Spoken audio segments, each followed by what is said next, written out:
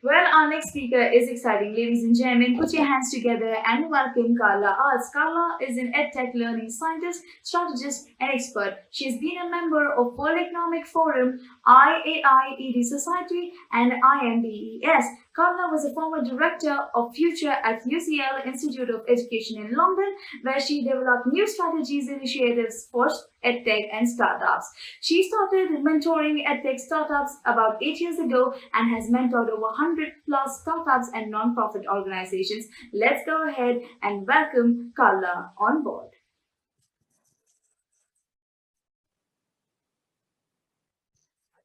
Hello, everyone. It's wonderful to be with you today, and I look forward to sharing some thoughts on learning and act of co-creation. The reason why I wanted to share these thoughts with you is that I believe that, especially with the pandemic, which I'll come to later, the models for learning have significantly been jeopardized and are subject to change. And this is also, of course, exacerbated to some extent by the fact that we live in an age of digital acceleration. I don't need to tell you how fast the acceleration is in the digital domain and the digital technologies. In education, however, this acceleration is not really represented to the extent that we're seeing it outside of education. Yet all our learners also function outside of education and will need to function outside of education when they grow up. So, which is important to acknowledge that, you know, we have to kind of look at the digital influencing education and new educational models, as well as sort of the digital domain evolving really, really quickly. We are also understanding increasingly how we learn and what the facets of learning are. And cognitive science and neuroscience are really contributing to these pieces of research and to our understanding. And again, that would indicate for me that there is change required. The other thing that I think is worth having a little look at is obviously 2030 is a critical milestone for education. If you look at organizations like OECD having developed its learning compass, which looks at new kind of modes of learning and new skills and competencies that they recommend learners have to acquire to be successul in life and to be successful in society and to be successful in the workplace of the future.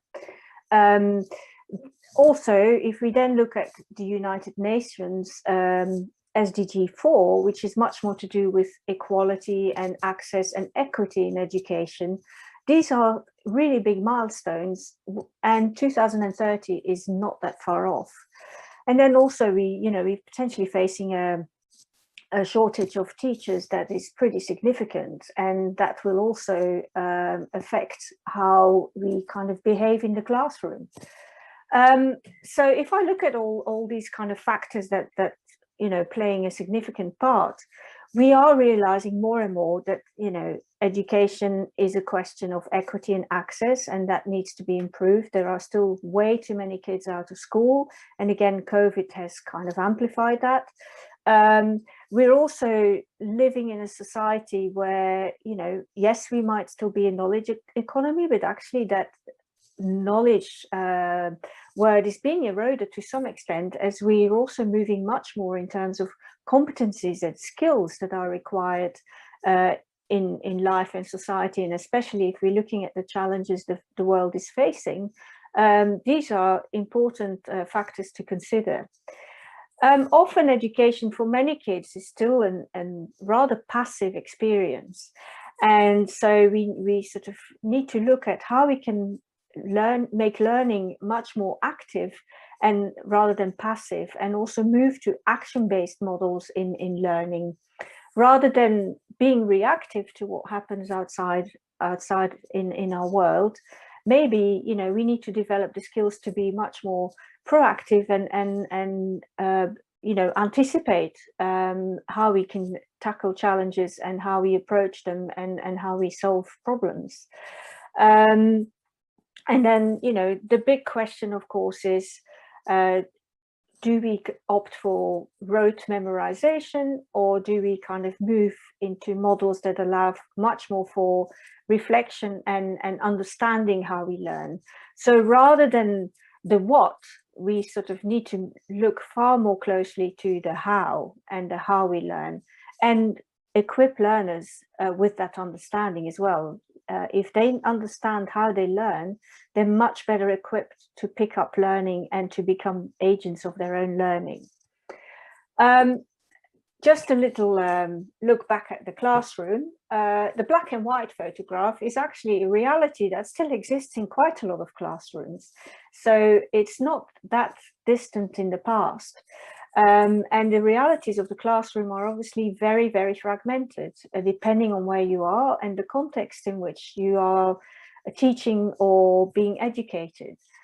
In many cases, it's worth mentioning that the classroom itself is not responding to the needs of the world and sort of the scientific and digital evolution that's going on around us.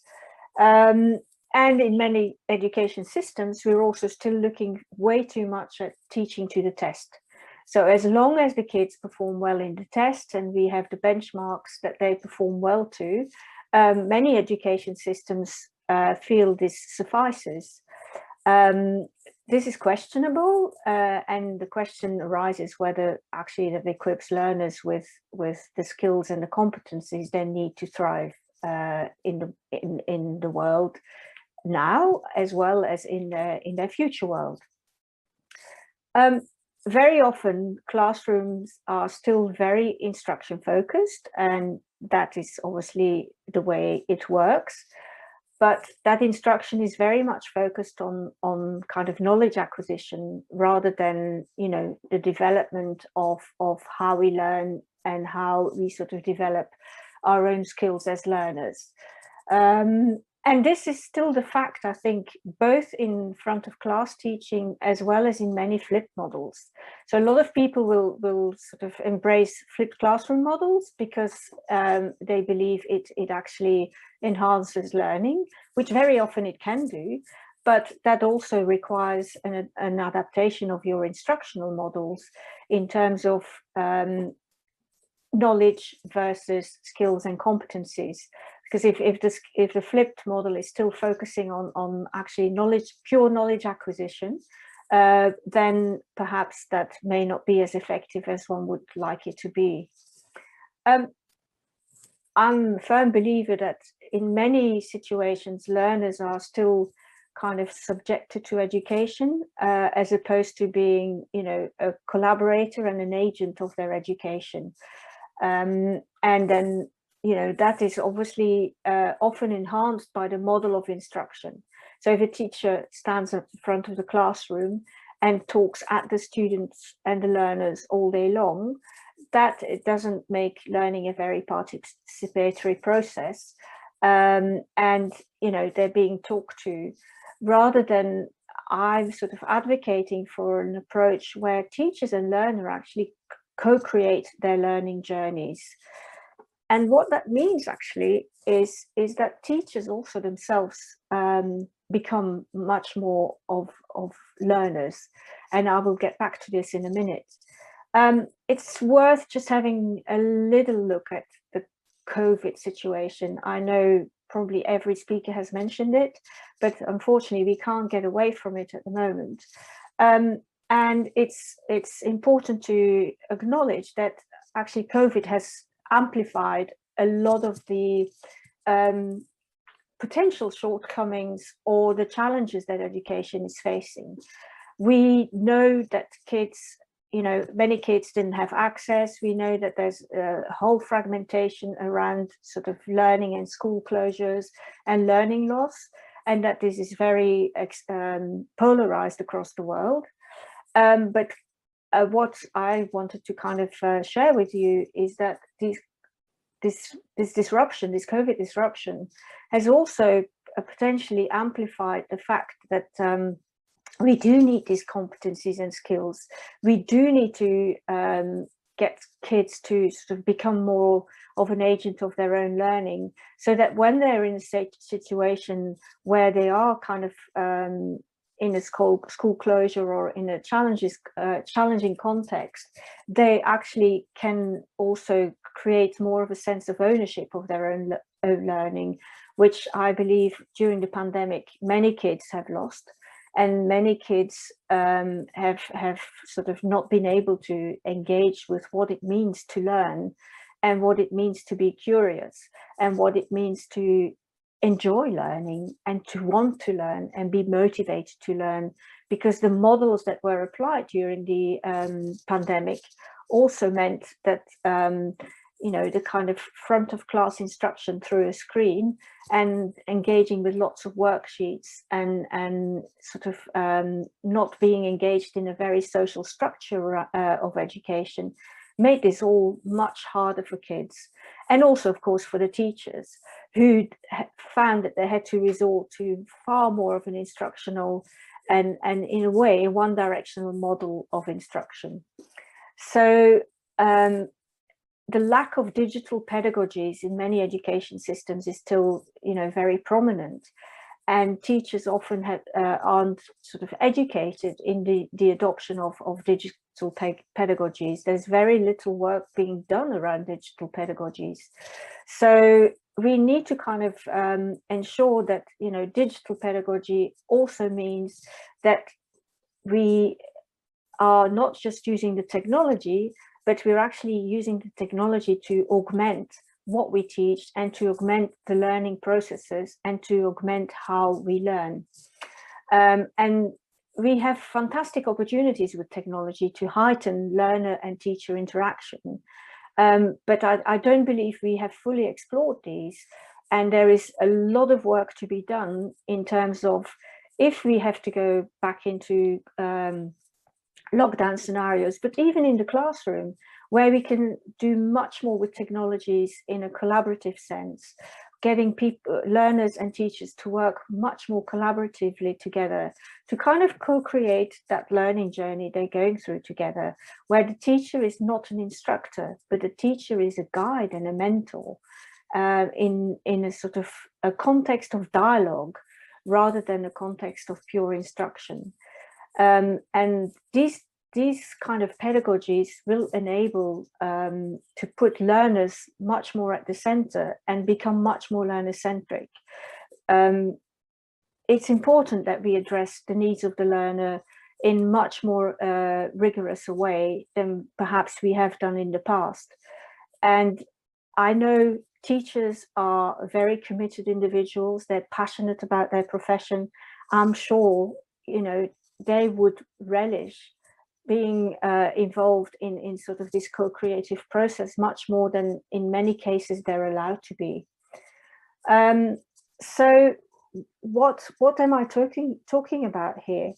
You know, it's the guidance, it's the mentorship, it's how learners can start understanding that, you know, they are agents of their own learning, that it's not just a fact of memorizing or acquiring knowledge, that it's much more than that, that, you know, there's a whole world out there to be very curious about.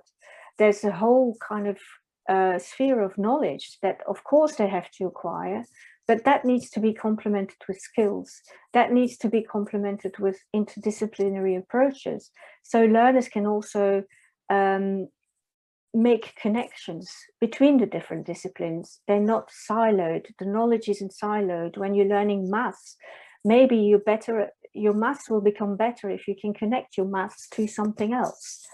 And I think teachers, that's where the role of the teacher will become really, really important, because that is a co-creative piece of pedagogy and learning that needs to be embraced. So the other thing that's really important in learning is that obviously we can only learn if we can build on previous experiences or on previous knowledge. And that's, I think, where that co-creative and that constructive journey between the learner and the teacher can become really, really important. And that also means that teachers are as much of a learner than the learner themselves. Actually, in many languages, the root for the word teacher and the word learner are actually the same. They just have different endings. So that already indicates that the close relationship that there is between teachers and learners. Yes, we cannot sort of prescribe a single model for the whole world or for every classroom, because of course education is very contextual. But that is where the role of the teacher is so instrumental in this, to kind of be responsive to that classroom, to guide that classroom through the learning processes, to get, you know, engaged with the students and the learners in terms of how they acquire these skills, and to develop the skills with them. And of course, you know, given that I come from an edtech background, the augmentation of technology is really important here. We shouldn't see technology just as an IT tool in the classroom. We should see technology as an augmentative tool that, you know, can enhance teaching and learning and aid those processes. If we just look at technology as an IT tool, or as a tool to replace these things, then we're really missing, you know, a really big issue here. We're really missing the boat, because it's not about replacing, it's not about retrofitting the technology into what we've been doing for years in the classroom. It's actually to enhance the potential of what the technology can bring, and what its affordances can bring to us. So, and you know, I've said it many times, it's not about necessarily what we learn, it's about how we learn and how we co-create those learning journeys. Sorry, it's just okay. So yeah, just to summarize, so if there's a co-creative journey between the learner and the teacher, that will help the learner develop their own sense of agency. It will also set context in which empathy and interrelationships can thrive much more, because that co-creation also leads to collaboration and a far heightened interaction between peers. Interdisciplinary skills, I think, is becoming increasingly important, because we don't live in a siloed world anymore. The challenges the world is facing cannot just be solved by knowledge in silos. Equity and equality, the SDG 4 principles and ambitions that have been set out by the United Nations. COVID has illustrated how far away we are still of this ambition, but co-creating learning journeys can also help this strive and achieving that strive.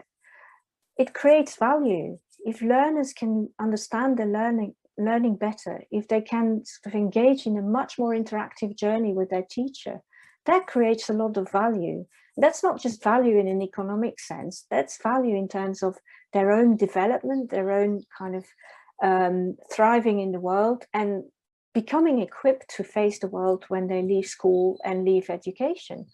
And it creates a heightened sense of citizenship. You know, co-creation of learning journeys doesn't need to be restricted to a single classroom. Given that we in an increasingly connected world, this can happen across many classrooms in different locations. And I would encourage for that to happen where that's potential, where that potential is there and where that's possible. I'm a firm believer that, you know, if we start looking at learning models and co-creation of learning, we're also starting to look at more sustainable futures and how we can build those more sustainable futures. It's about embarking on a journey together. And of course, we want to engage in modes of assessment, because you can't just have learning journeys without sort of assessing that your learners actually are learning what they need and are developing and are acquiring the relevant competencies and skills. And that will, of course, require some new assessment journeys. I'm going to leave it there. it would be fantastic to have a workshop and sort of come up with some ideas around what this could look like in practice. But of course, a 20 minutes talk is a little bit short to kind of delve into much deeper detail. But perhaps this can happen at some time in the future, because I think, building these learning journeys together and engaging with other teachers and learners to investigate what this could look like would be a fantastic endeavor that can then maybe be taken into the classroom. Thank you so much for being here. It's been a pleasure talking to you. I wish I could be there in person. Thank you.